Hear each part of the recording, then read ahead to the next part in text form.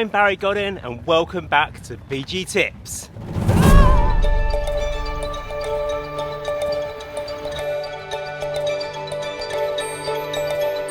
So I've actually managed to escape on an adventure. I thought I'd ride from my door in London and I thought I'd come down and ride the North Downs. The North Downs Way, which is a 154-mile trail from Farnham all the way down to Dover. Woo.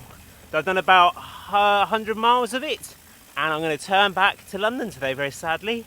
But I want to tell you a few things that have happened during this time. Today one was overcast, cold, but I was leaving London. It was very exciting. Google provided an amazing route, which was 50 miles of canals and rivers, basically. I think we had 10 miles on some roads through London, and then I was just flying through canals. That took me all the way down to Farnham on my first start of the North Downs Way.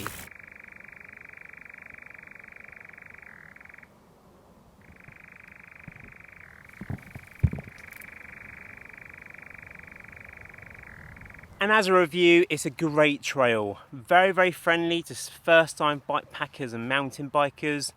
Definitely possible on a gravel bike. If there's any 1%, you might kind of but have to hang on for dear life. But it is a good route. There's loads of nice places to stop along the way.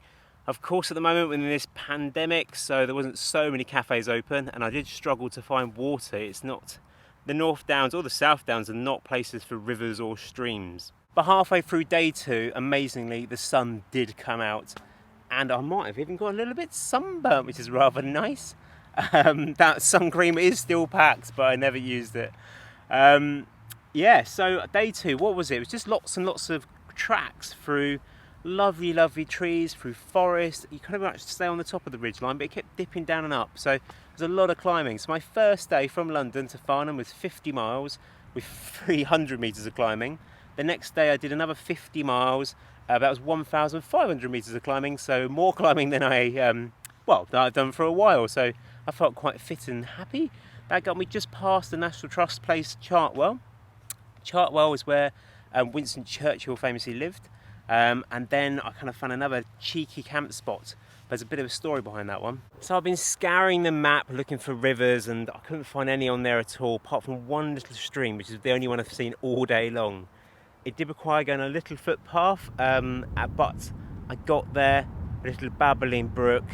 I was sorted. I was a bit worried at the time where I'm going to camp, but that was my perfect spot to be. And it was a lovely little place in a massive field. No one was grazing in it, so I was just by some woods by the river and well out the way. So day 3 ended up being a shorter day. It was more because of the way my loop was planned. The North Downs Way kind of goes out to Dover. The way it goes out past Rochester, I couldn't then sneak back into London without doubling back on myself, and I didn't want to do 50 miles twice. So I decided to kind of chill out, stop up for a couple of places, and enjoy myself a bit more. And the route actually goes past the front door of Ighton Moat, which is a spectacular National Trust property. Beautiful, beautiful, beautiful. Brought back so many memories of being there with the family, and I just chilled out there for an hour, which is really, really nice to do on a trip, which I don't normally get chance to do. And then I kind of went on, and then things started to go a little bit wrong. So once again, I was getting pretty desperate for water. This sun actually has made it pretty hot the last few days, and I was struggling. I'd run out of water in my bladder. I was worrying where I was going to camp for the evening. I knew there's some beautiful woods to go to, but I couldn't find any water. So I was going to even ride like 10 miles to find another river. But my problem was I had no water in my bladder, which means I couldn't even ride that far without any water. So I thought, Google, find a shop and try and get some water, which I thought was a pain to do.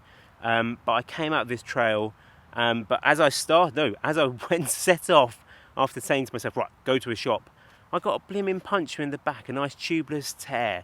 It took me ages to repair. It was about 30 minutes of faffing. Those plugs are rubbish, so trying to squish them in. So yeah, a bit of a pain in the bum that was, especially when I run out of water. They get a bit desperate, and then that happens. It always piles up, these things on a trip, but you need to learn and how to deal with them and get through it nice and safely. But as I was going towards that shop, I was scouring every single house to see if anyone was outside, to ask them if they've got an outside tap or even a hose pipe. there was a guy in a garage, and he made my absolute day. He got his hose pipe out, let me do what I wanted with it. I almost had a shower, but I didn't, in front of his door. But I got enough water to camp and refill my bladder up for today, so no worries. And it's amazing how one small gesture, if you just ask someone, one small gesture of kindness can really, really make your day and the entire trip.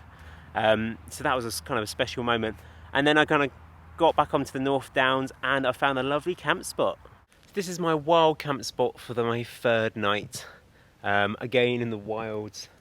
We've had some nice woods on the North Downs Way, just outside of Rochester. It's quite early in the morning, hence I look a bit dazed. So let's get going. But it's been a beautiful little spot. The North Downs Way is just up there. I managed to kind of break off the track, found a little track down and a little bit further on, so very secluded. But last night, wow, this forest was like a party. I do believe it's a badger over there. I had my light on him, a little white snout. And all the trees are groaning and it was really noisy. I have camped in woods before many times, but this was a noisy woods to be in last night. Exhilarating would be the word I'm going to use. So this will make you laugh. I don't have all the best tips, so I am very stealthily camped in the forest, but check out the angle of my tent. Look what side I've had to sleep on. Top tip, pack your sleeping mat with bags to level out the ground. It was a good night's sleep. Marvellous.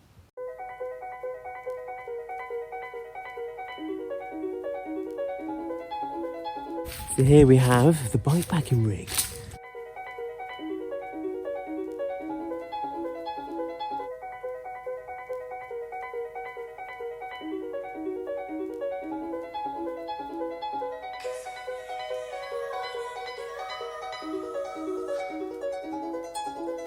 And when you're leaving your wild camp spot, always look back. Check you haven't left anything behind, but also make sure you've left no trace whatsoever. Keep it clean, keep it tidy, and no one will ever know.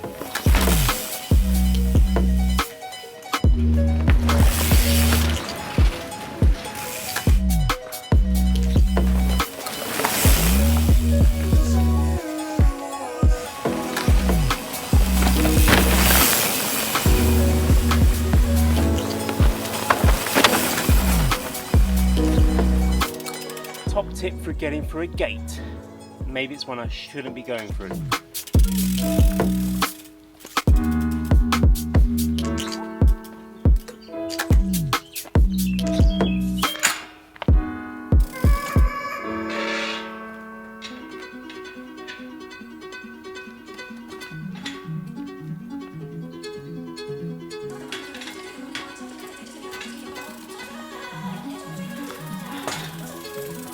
That wasn't the gate I was not meant to be going through, it's one I've ended up finding because I went down the wrong route.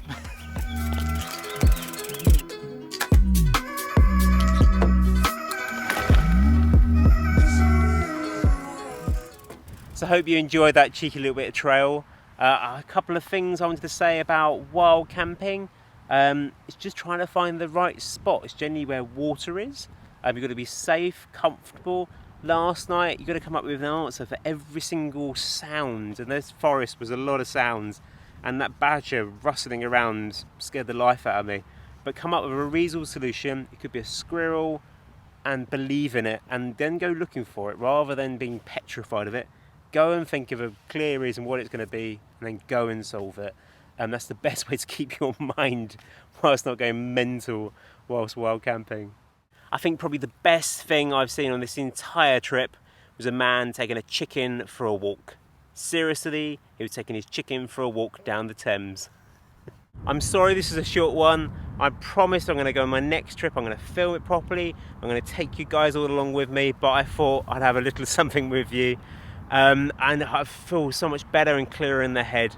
It's a marvellous thing to come out and wild camp and just be in nature and to be riding from your door. Wind tunnel as soon as I start recording. Wow, the new tent is pretty damn good, by the way. It's a little bit smaller than the other one in terms of its height, and it's green, so it's quite dark inside. I do like my white tent, but for being stealth, compact and better than a bivy bag and lighter than a bivy bag, it wins 100%. Maybe if I was doing a long tour, I might take the hubba, which is a bit more hard wearing and a bit more space if it's raining. Why is it so windy? And then I'm going to use the other one more as a bivy bag, use a lot of trips. It's always a car to watch me videoing as well. I feel ridiculous. I hate filming in front of other people. On my own in the wilds I'm fine, but as soon as someone sees me looking at a camera with a furry microphone on the side, genius. Another one. Can I have a quick whinge? I'm very sorry, but you know I'm a friendly guy. I'll be saying hi to everyone I go past, but down south most people blank you. But other cyclists, I've had a pack of 10 roadies, put my hand in the air and I'm talking to myself. But look at that! I did not expect to see that. Where was I? Pack of roadies, wasn't just I nodded, put my hand in the air, I waved at them all. Not one person acknowledged me. Another couple of roadies before that did acknowledge me, so please, us bikepackers need a bit of happiness and a bit of friendliness. So anyone you meet out there, at least say hi. Even if you're the one doing the climb, at least grimace with smile or something, but acknowledge. Have a great day. And we all ride bikes. It's all the same thing. I'm a long way away from the North Downs now. I mean, you're like motorway back into London. It's horrendous! And until my next adventure, which won't be far away. Thanks for watching and ciao for now.